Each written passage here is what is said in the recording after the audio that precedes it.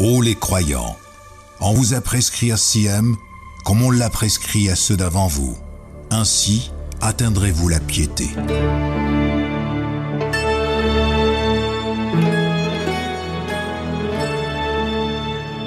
Le Ramadan en question. Avec Khaled El-Joumaili et Dr Shawq El-Azhar.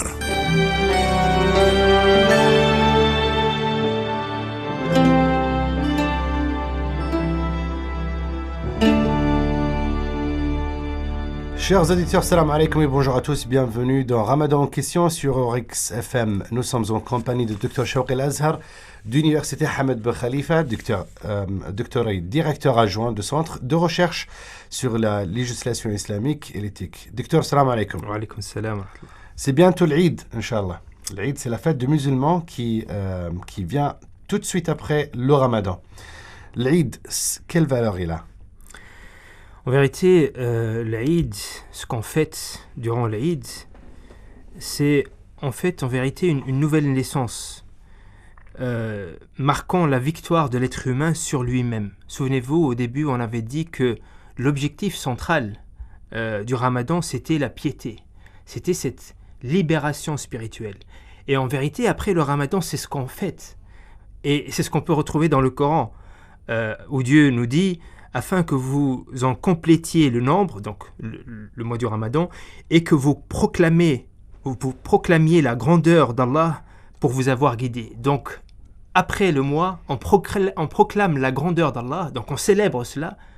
Qu'est-ce qu'on célèbre? Le fait que Dieu nous ait guidés. Donc, c'est une célébration d'une nouvelle naissance, effectivement, qui marque une libération sur soi-même. Donc, on peut trouver un hadith aussi où le prophète sallallahu alayhi wa sallam nous dit « Le jeûneur bénéficie de deux joies. Il a la joie de rompre son jeûne et lorsqu'il rencontre son Seigneur, il a la joie d'avoir jeûné. » Donc, celui qui a jeûné le mois du Ramadan se réjouit à double titre. Il se réjouit parce qu'il a rompu son jeûne et il se réjouit des grâces de Dieu qu'il lui a prodiguées durant ce mois béni. Donc il aura la joie de rencontrer son Seigneur avec un cœur saint. Et le prophète sallallahu alayhi wa sallam nous a interdit de jeûner ce jour-là parce que c'est un jour de joie et de plaisir. Et ici, c'est ce qu'on avait rappelé aussi tout le long de ces émissions, la religion, ce n'est pas seulement l'adoration dans le sens cultuel, dans le sens rituel du terme. La joie aussi, ça fait partie de la religion. Pourquoi? Parce que la religion, au final, c'est d'être fidèle à ce qu'on est en tant qu'être humain. Et en tant qu'être humain, on aspire à la joie, on aspire au bonheur. Donc, être joyeux fait partie de la religion et en vérité, quelque part, c'est une adoration. Être heureux, quelque part, c'est une adoration. Et ici, après le Ramadan, on apprend de nouveau à ce que c'est d'être heureux. En vérité, l'adoration, le Ramadan, l'objectif, c'est encore une fois, on l'avait rappelé plusieurs fois, ce n'est pas d'avoir faim et d'avoir soif, c'est de se rappeler qui on est vraiment en tant qu'être humain. Et ici, on se rappelle de ce qu'est vraiment la joie. Qu'est-ce que rend vraiment l'être humain heureux? Donc on apprend que la joie, c'est tout d'abord quelque chose d'intime, quelque chose qui vient de l'intérieur. Et c'est pour ça que Dieu nous dit dans le Coran, c'est la grâce et la miséricorde de Dieu que de cela, ils se réjouissent, car cela est meilleur que tout ce qu'ils amassent. Donc, on apprend on apprend le bonheur. On apprend que le matériel, ce n'est pas ça qui va nous rendre heureux. Donc en vérité, ce qu'on veut dire par là, c'est que le jour de l'Aïd, c'est un jour de joie. Et cette joie-là, elle fait partie de ce qu'est vraiment l'être humain. Se réjouir de retrouver sa famille, se réjouir des beaux vêtements qu'on va porter, etc. Tout cela fait partie de de l'Aïd, comme nous l'a appris le prophète sallallahu alayhi wa sallam. Qu'est-ce que le prophète alayhi salam faisait comment est-ce qu'il commençait son premier jour de l'Aïd? Le premier jour de l'Aïd, bien sûr, il commençait par l'irtisal, le fait de se laver, de se préparer pour la prière de l'Aïd.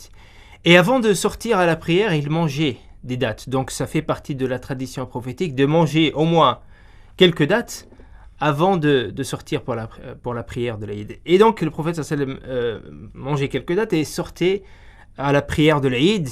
Et il avait pour l'habitude de tenir la prière de l'Aïd, non pas dans la mosquée comme habituellement durant le vendredi, mais en dehors de Médine, dans une salle de prière.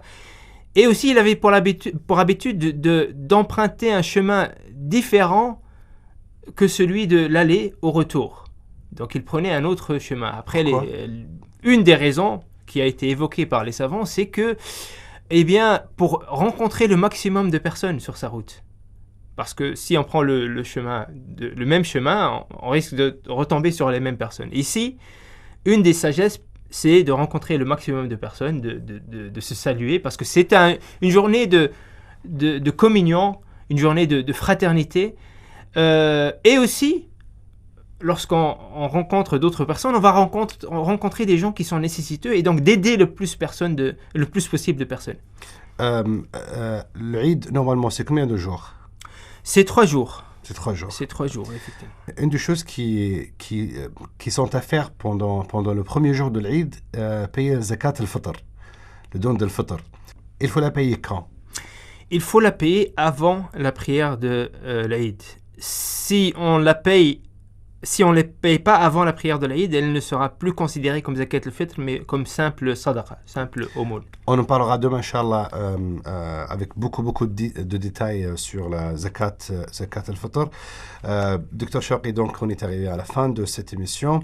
Merci beaucoup d'avoir été avec nous. Merci, chers auditeurs, de nous avoir suivis. Donc, le rendez-vous, c'est demain, Inch'Allah. Merci, à demain.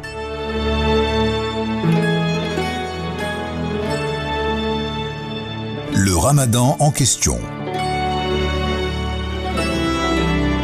Avec Khaled El Joumaili et Dr Shawqi El Azhar.